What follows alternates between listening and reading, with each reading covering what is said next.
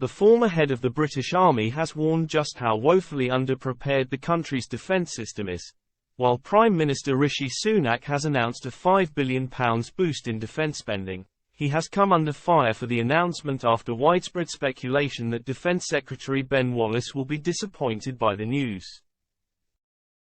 Mr. Wallace had hoped for more than double the figure, as well as 3% of the UK's GDP in the long term rather than the 2.5% of national income proposed by the Prime Minister.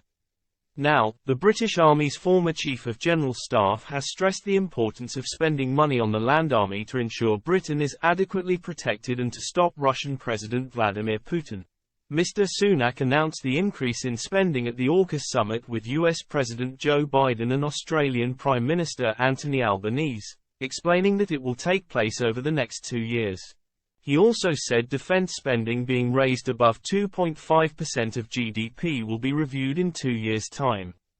The Defence Secretary is believed to have been pushing for an extra £10 billion with defence spending at 3% of GDP, as promised by former Prime Minister Liz Truss, to come into force by 2030. Richard Dannett, formerly the British Army's Chief of General Staff, told Times Radio that the current amount proposed by the government was merely a third of what most analysts believe should be spent, warning that this could be a precarious move, particularly when it comes to Russia. He said it is important for the defence sector to be properly funded in order for Britain to help America and Australia in the Indo-Pacific, stressing that it must play its full part in European security.